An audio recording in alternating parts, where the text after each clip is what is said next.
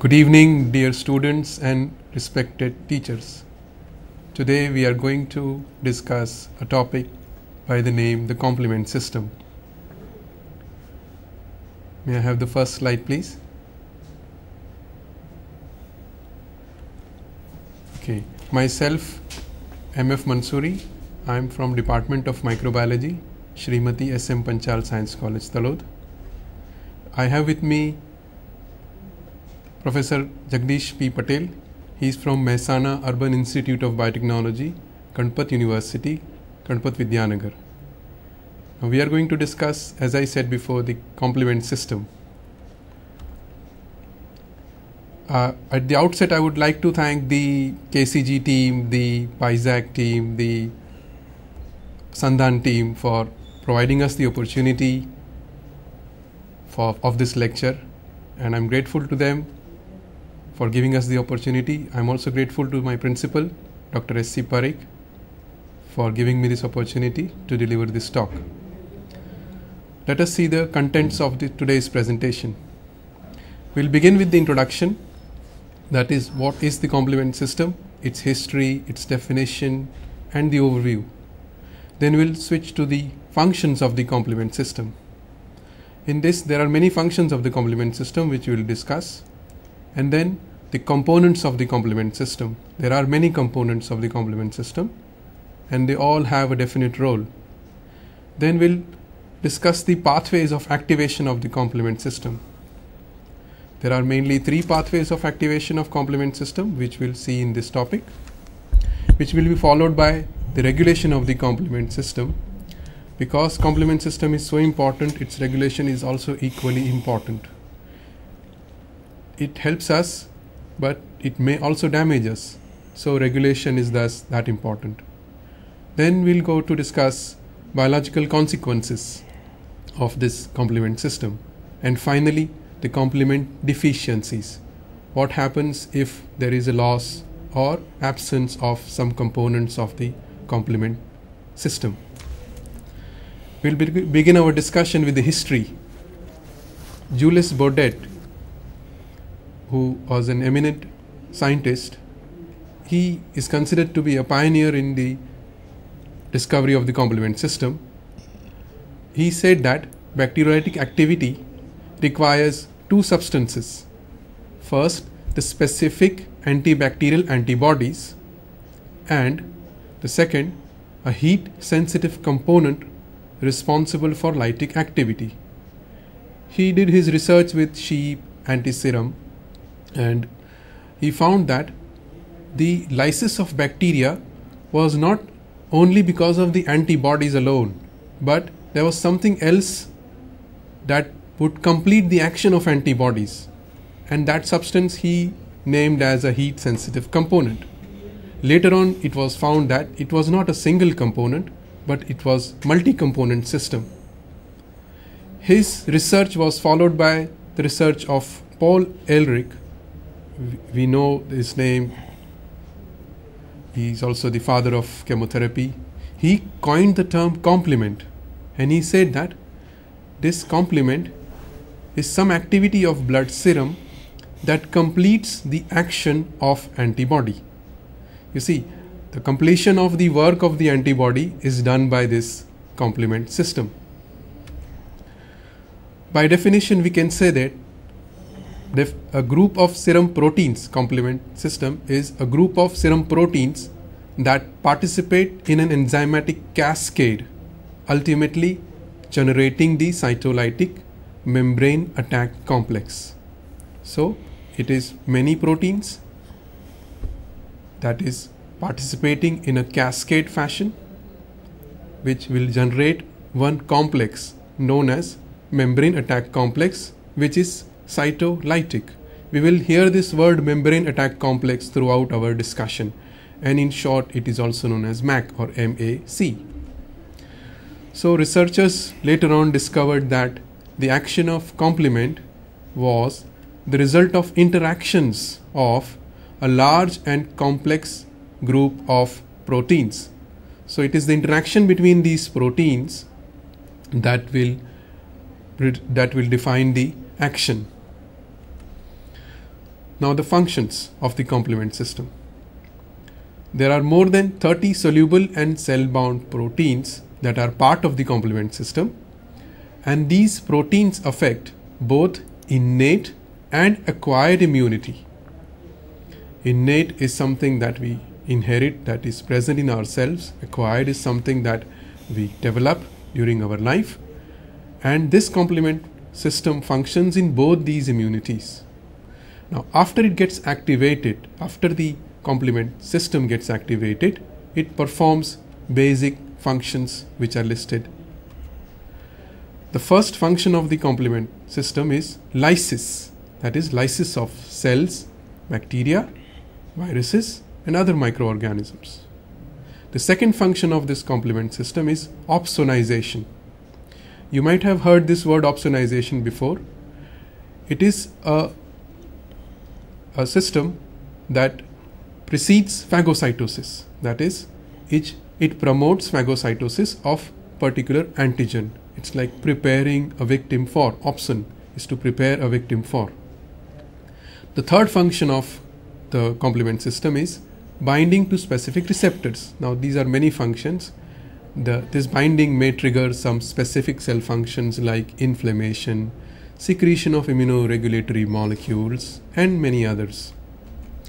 The final function of the complement system is immune clearance, means to clear the immune complexes from the circulation and deposit them in spleen and liver. What immune complexes? The complexes of antigen and antibody are immune complexes. When they are circulating, it is the function of this complement system to clear them from the circulation and bring them to the spleen and liver for the destruction. So we can see pictorially the functions, the various functions. The first function, that is lysis. As you can see that the complement acts on the target cell. It brings about the lysis of this target cell. The opsonization is engulfing, the step before the engulfment of the bacteria by phagocytes. As you can see that complement receptors are present in the phagocyte, and the complement, the orange triangular structures which are present on the bacteria, they bind, and that is how the opsonization takes place. The third function is like many functions, triggering specific cell functions, activating the inflammatory response, which includes degranulation, extravasation.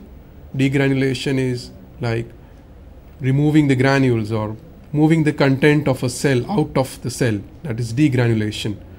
Or extravasation is, vasation as you know is related to vascular system, and that is bringing something out of the vascular system is extravasation. You see that the blood which is flowing in the capillaries, and the cells from this blood are removed from these capillaries into the tissues, that is extravasation. That is part of the inflammatory response. The final function, that is immune clearance, is visible in this slide. That is, the antigen antibody complexes, many complexes, are removed from the circulation by the phagocytes and deposited into the spleen and the liver. Now let us discuss the components of the complement system. The components of the complement system are proteins and glycoproteins. Now who synthesize these components? Our own cells synthesize these components, and many cells synthesize these components. The cells that synthesize these components are liver hepatocytes, blood monocytes, tissue macrophages, epithelial cells of the gastrointestinal and the genitourinary tract. All these cells synthesize the complement components. Now most of these components, the complement proteins, they circulate in serum in an inactive form known as proenzyme. Pro means something before, proenzyme, or zymogens. Zymogens are inactive forms, and this word is commonly used for enzymes.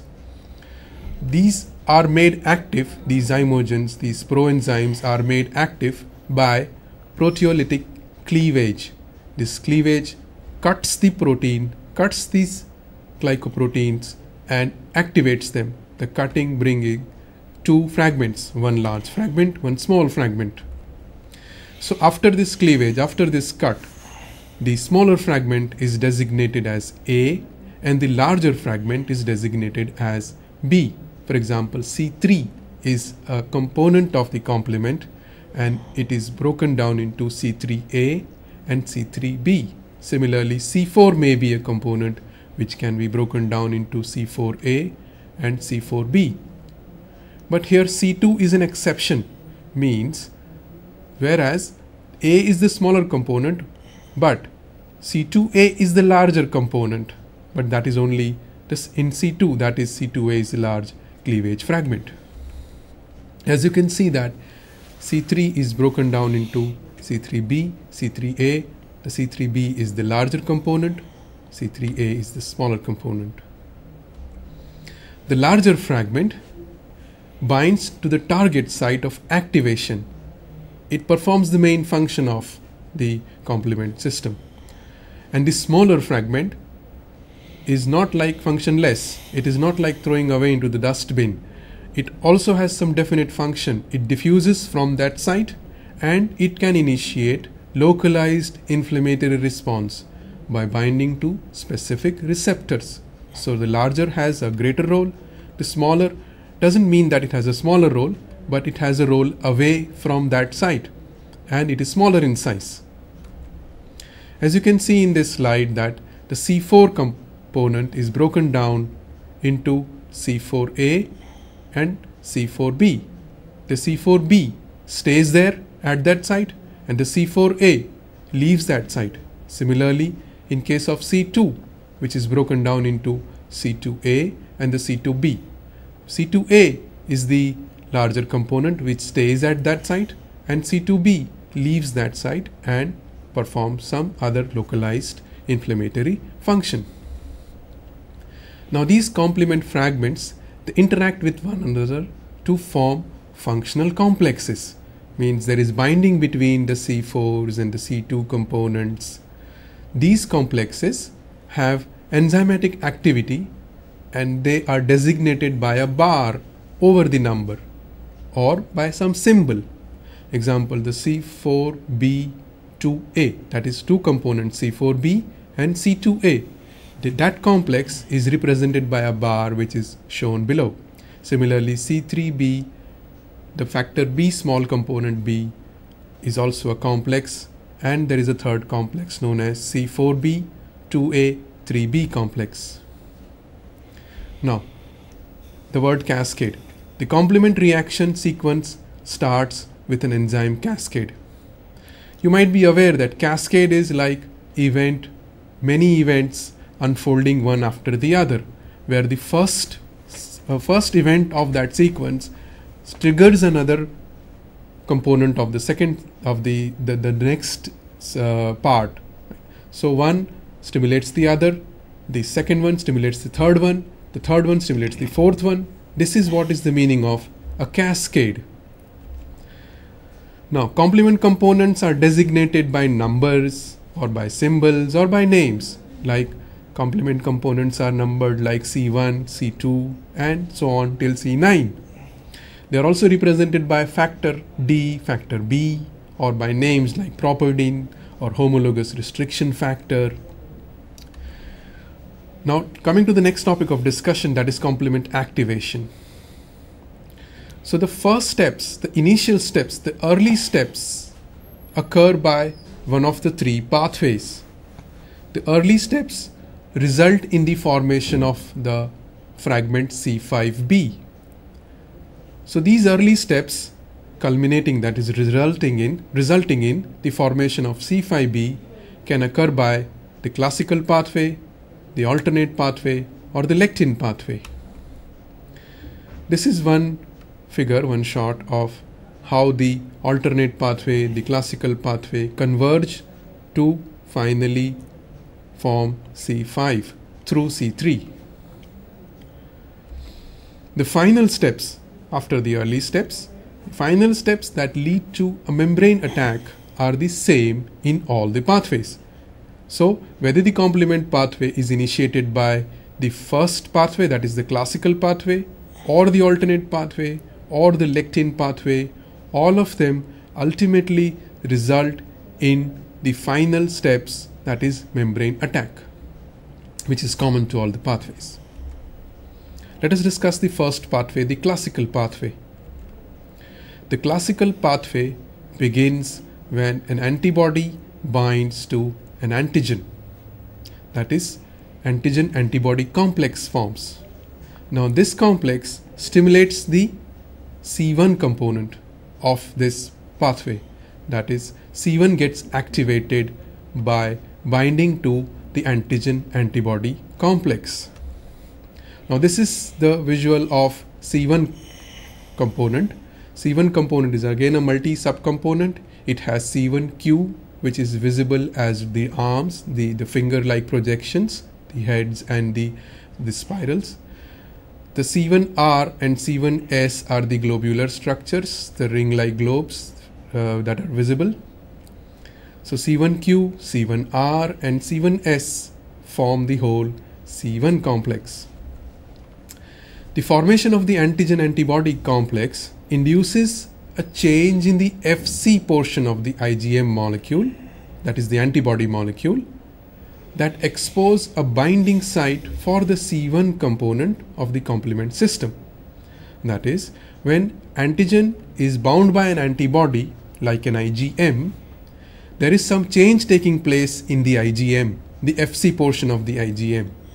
Now this conformational change, this change induces the binding of the C1 component to that antigen-antibody complex. So the C, which is present in the serum, which is a macromolecular complex that consists of C1q, C1r and C1s, it is combiningly known as C1q-R2-S2, which is stabilized by calcium ions, is in which the C1 molecule, C1q molecule, is composed of 18 polypeptide chains, 18 in a pair of 3, that is 3 into 6. 6 you see as finger-like projections, and each is made up of 3 polypeptide chains, that makes the 18.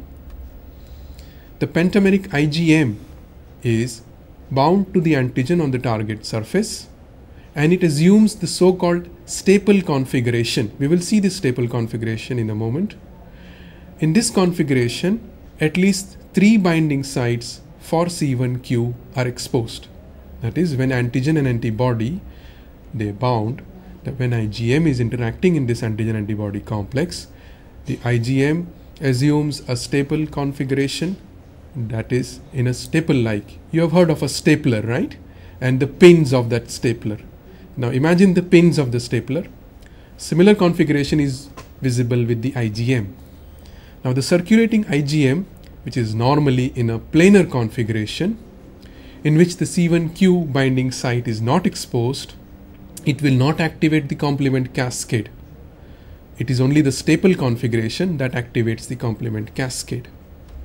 You can see here the 2 configurations of IgM, that is the planar configuration and the staple configuration. This is the molecule of IgM in both its form. So it is the staple configuration that activates the complement because its binding sites are exposed for the binding of the IgM to the C1q molecule. Now, when in case if IgM is not there, if IgG is the molecule that is forming this antigen-antibody complex, it contains only one single C1q binding site. So firm binding is achieved only when 2 IgG molecules with a spatial of 30 to 40 nanometer of each other are present on the surface of the complex. That is, in short, we can say that because IgM is a pentamer, it's easy for IgM to activate the complement component, that is C1, but it needs more than one IgG molecule to activate the C1 component of the complement. That is, when 2 IgG molecules within the 30 to 40 nanometers of each other provide the binding site of the C1 component. This difference accounts for the observation that A single molecule of IgM, which is bound to a red blood cell, can activate the classical pathway and lyse the red blood cell, whereas almost 1000 molecules of IgG are required to assure that two IgG molecules are close enough to each other on the cell surface to initiate C1q binding. Now the first step is visual here, that is the binding of C1q to the antigen-antibody complex. You can see the antibody in the green and the C1q inverted form is visible. So once this binding takes place, that is C1 is bound to the antigen-antibody complex, the C1s component of the C1 complex, it cleaves C4 and C2. C4 is broken down into C4a and C4b. C2 is broken down into C2a and C2b.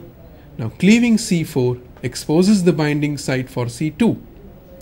Now C4 binds to the surface and C2 binds to the C4. And this forms a complex, that is C4b2a. This is also known as C3 convertase. As the name suggests, this complex will act now on C3.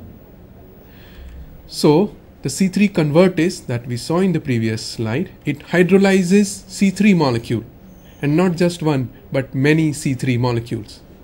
Now some of these C3 combine with that C3 subcomponents of C3, they combine with that C3 convertase, and this will make another complex. This will form another complex, that is C5 convertase.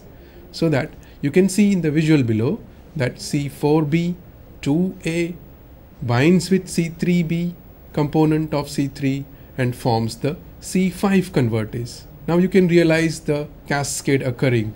The first C1 which activates C4, and then comes the C2, and now the C3 component. When C3 binds, it forms the C5 convertase. As the name suggests again, that this enzyme, this protein is going to act on C5 component of the complement pathway.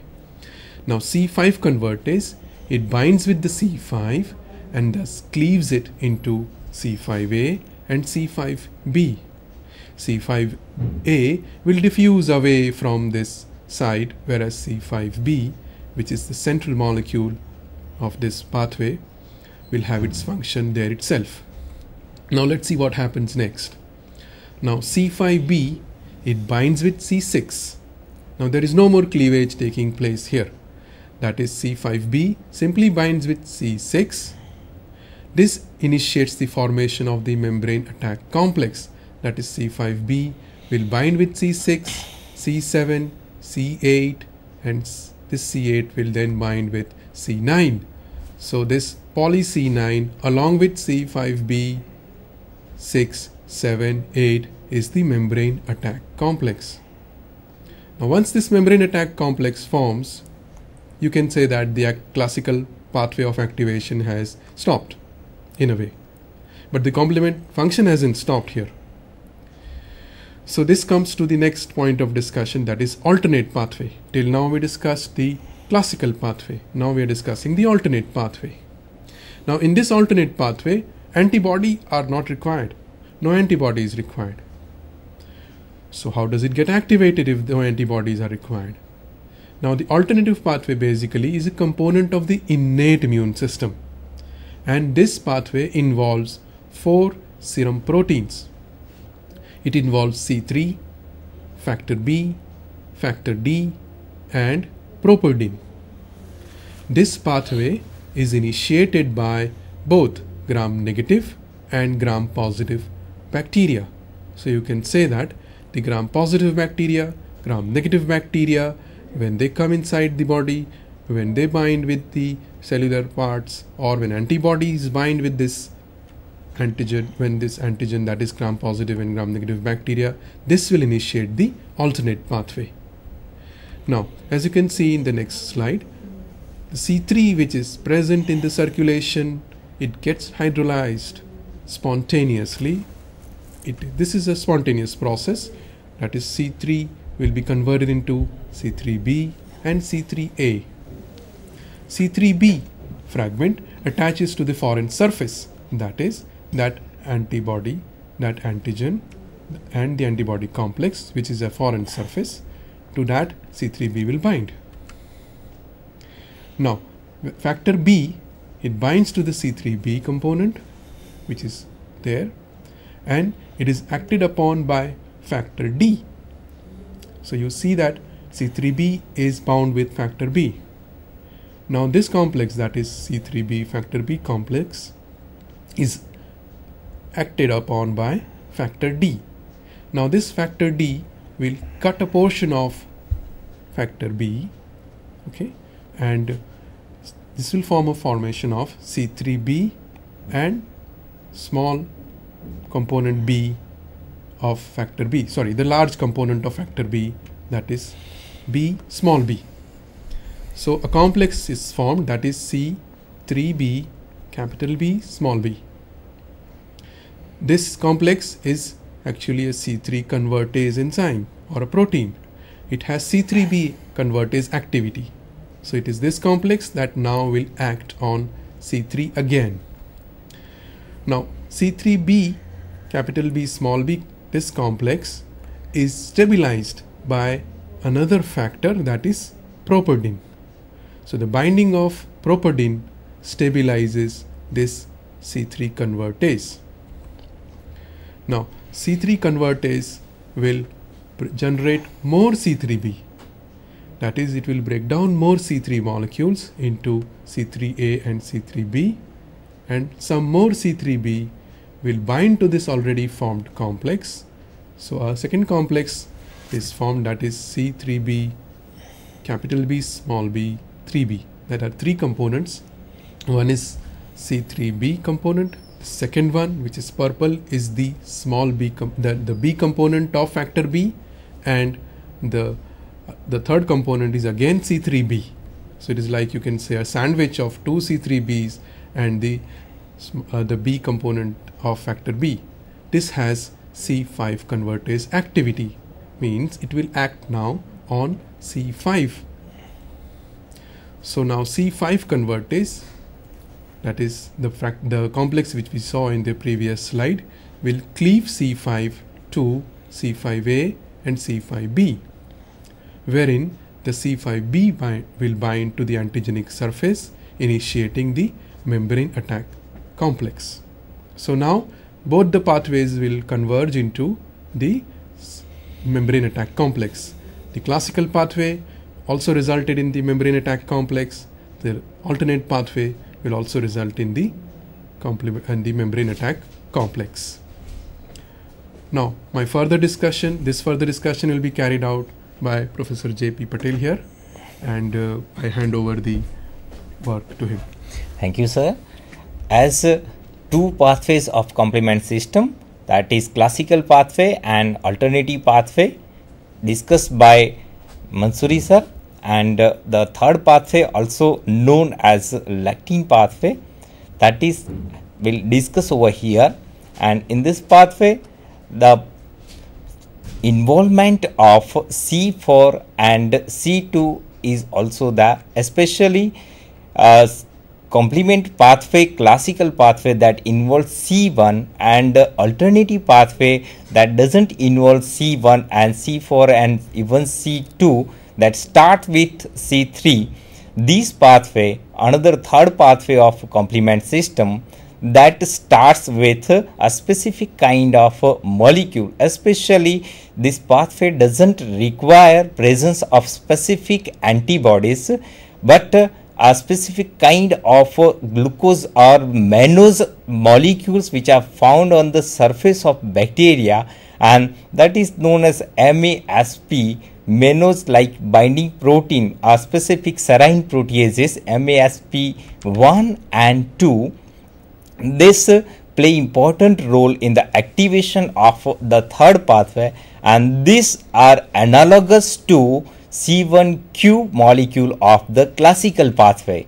So this pathway, as we know that in lectin pathway, a specific molecule, this pathway originates when the host protein bind to the microbial surface, and these lectins are the protein that bind to specific carbohydrate, that is mannose. This mannose found on the surface of microorganism, especially on the cell wall of microorganism. This MBLS, that is mannose binding lectins, bind to mannose on bacterial surfaces of Salmonella, Listeria and Neisseria strains, along with this Streptococcus neoformans and Candida albicans. These are the other organisms where these molecules are found. This lectin pathway, also known as mannose binding lectin, that is MBL, binds to the foreign surface, and this is known as the protein known as MBL associated serine proteases 1 and 2, that is MASP 1 and 2. This bind MBL and generates activated C1 like complex. So we can say that MASP 1 and 2, that the function of MASP 1 and 2 that is similar to the function of antibody, especially C1Q molecule, C1Q, R2 and S2. Binding of MASP1 and 2 on the complement system that cleaves out C4 and C2. As we have already seen that C4 cleave into C4b and C4a, C2 cleave in C2a and C2b. The larger component of this C4 and C2, that is C4b and 2a, that bind with each other and form a complex known as C3 convertase. The substrate for this complex, that is C3, and they work on C3, leaves out C3 into C3a and C3b. C3a being a smaller component that diffuses away, and C3b a larger one that again bind with these complex, that is C4b, 2a and 3b, and that resemblance in the classical pathway. Then this C3 convertase that cleaves out C3 into C3a and C3b. This C3b again the complex that form number of C3 molecules, C3b molecules, the larger molecule that bind with the previous complex and they generate C5 convertase. And this C5 convertase that cleaves out C5 complement protein into C5a and C5b. C5a being a smaller component that diffuses away into surrounding, and C5b a larger one that binds with that attracts another components or the protein of the complement pathway. This C5b that attracts C6, C7, C8 and a form complex trimolecular complex C5b, 6, 7 and then 8 also bind over here. This the activity of each complement component or complement split product, that is very short lasting. So if it is not stabilized, the active component of complement split product that become inactive, and that is very much necessary to control the activity of complement system, because along with the killing of foreign organism that also carry out some detrimental effect, harmful effect on the host cell or the cells of body, and that's why regulation is also necessary. Once C5b, so as we have seen that different pathways of this complement, that is classical pathway, alternative pathway and mannose binding lectin pathway. In all this pathway, C5b, that is the molecule generated, and this C5b attracts C6, 7, 8 and finally number of molecule of C9 attached over here, and they form a larger complex known as membrane attack complex. And this membrane attack complex bind on the surface of nearby cells, especially the target cell, that is C5b678 complex, and along with this C9 molecules, number of C9 molecules bind and create a pore that is having sufficient pore size of 70 to 100 angstrom, and this is sufficient to kill the target cell, because as the pores, number of pores are created in the cell, especially the cell membrane, ions and small molecule diffuses through the channel of membrane attack complex, and it is very much difficult for cell to maintain the integrity, because the free movement of ion is there in the cell from the pore created by membrane attack complex. Thus the cell cannot maintain its integrity and eventually result in the lysis of the cell. So this component, especially C9, when it doesn't bind with the C5, B, 6, 7 and 8 complex that bind on the cytoplasmic membrane, that is sufficient to create a small pore that is 10 angstrom, and that is sufficient to lyse non-nucleated cell, for example RBCs. But nucleated cells cannot be lysed. For lysis of nucleated cells, binding of C9, that is prerequisite.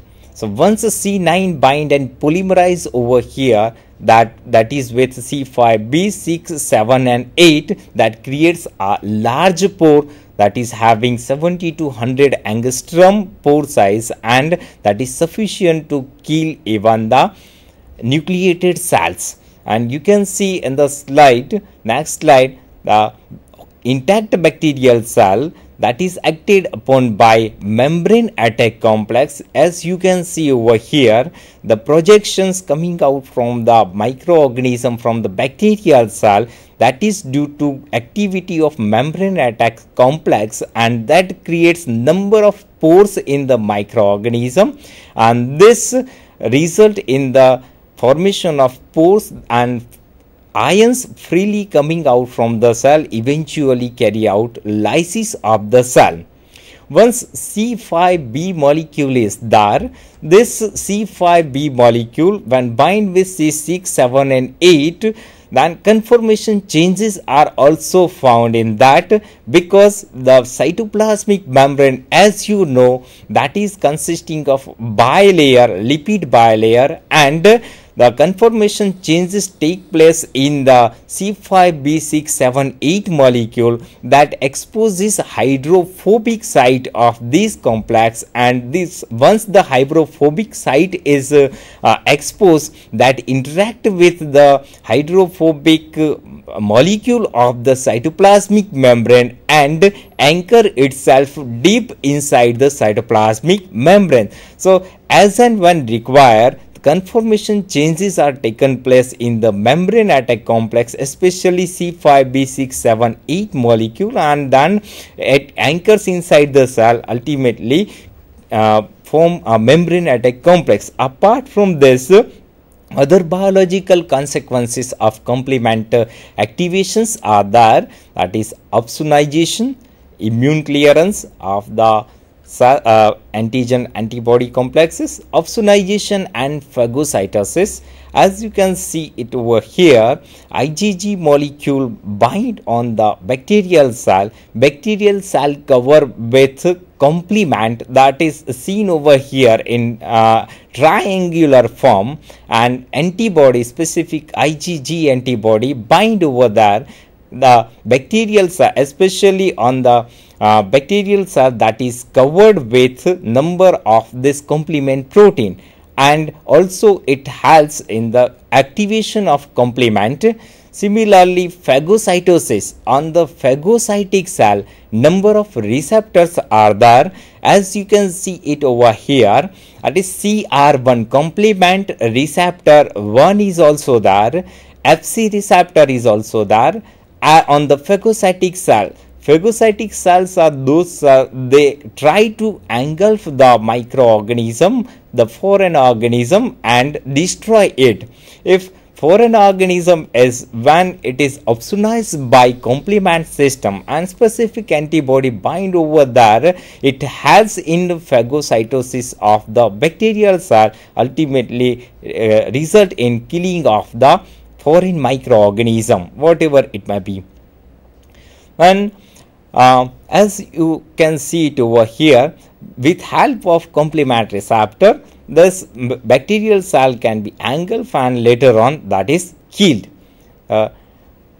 Clearance of immune complexes. When large number of antigens, circulatory antigens are there and antibodies, specific antibodies are found in the serum, in the blood, antigen antibody complexes are generated, and these complexes carry out activation of complement system, and once the complement system gets activated, it results in clearance of these circulatory complexes, that is antigen antibody complexes, and that is very much necessary.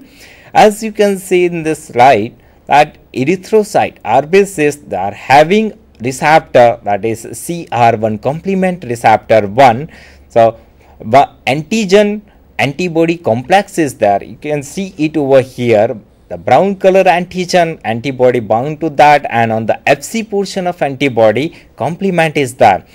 Specific receptors are there on the erythrocyte, that is complement CR1 receptor. This antigen antibody complex bind on the surface of erythrocyte, and this is taken into the liver or spleen, where clearance of this coated RBCs with antigen antibody that are already cleared. Again, alternative is there, antigen antibody complex. When the antigen antibody complex bind with C1 receptors are also there found on the phagocytic cell, and this phagocytic cell bind complement with complement, that is already bound to antigen antibody complex, and ultimately result in clearance of these complexes from the serum or the body.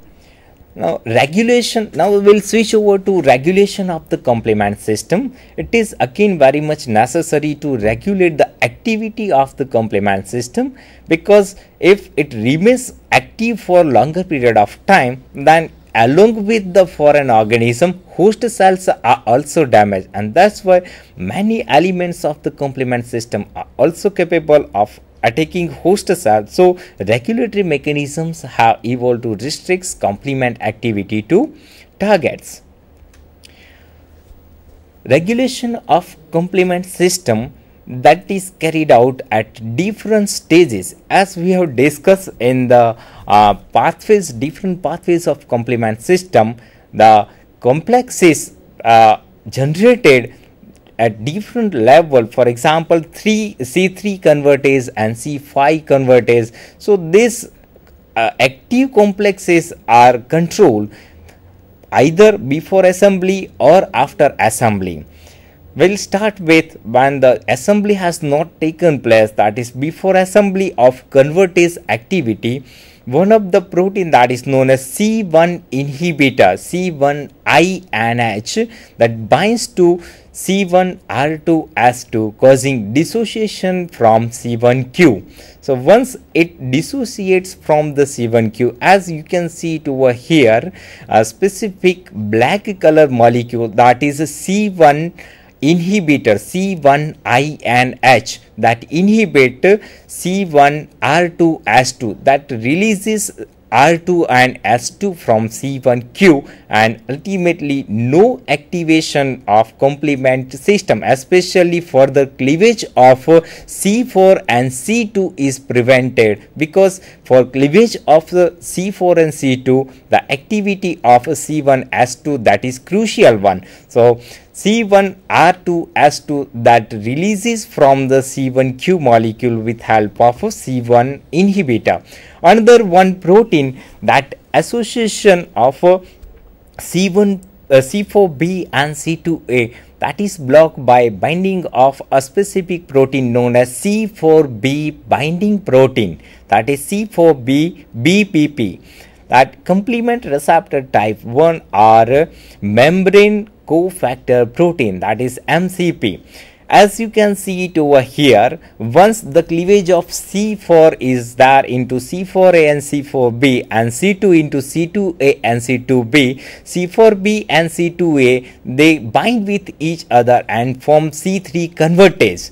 Before binding of C4b to C2a, a specific protein known as C4b binding protein or CR1, that is complement receptor type 1, or MCP, that is membrane cofactor protein, that bind with C4b molecule and won't allow C4b to bind with C2a. And once C4b2a complex is not there, the formation of C3 convertase that is prevented. And once this factor bind, another factor 1 is there that cleaves out C4b into C4c and D.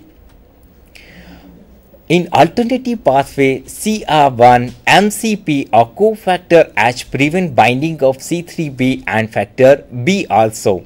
So C3b, that is a portion, especially component of alternative pathway. The same thing is there happen over here also, and prevention of complex C4b binding protein, CR2 or factor H, and DAF, that is decay accelerating factor. Once the assembly has taken place, then DAF, decay accelerating protein, that carry out dissociation of this protein, and no activation of C5 convertase is there. Another protein is there found, that is known as S protein, that prevents insertion of C5b67 membranatic complex into the membrane. If C5b67 already formed, then S protein bind over there and won't allow C9 molecules to bind over there, C8 and 9 molecules. Homologous restriction factor and membrane inhibitor of the reactive lysis, that is CD59, that binds to C8 and preventing assembly of poly C9. As you can see it over here, C5b678, when it binds the factor HRF of MIRL, that prevent binding of C9, and once C9 not bind over that, a very small pore is created, and that is again self regulated, or the assembly of the cell, that again pore, whatever the pore is created, that is again cleared. Then number of these regulatory proteins are there. If these proteins are not there, deficiency of the complement system is there, that leads to different kind of diseases. For example, deficiency in C1q, R and S, that leads to disease systemic lupus erythematosus, that is generalized autoimmune disease, and deficiency into C4 and C2 leads to glomerulonephritis, vasculitis, staphylococcal infections, a factor D deficiency or properdin deficiency, that leads to infection by certain bacterial agent, and deficiency in C3, that leads to recurrent severe bacterial infections, immune complex diseases, and so on.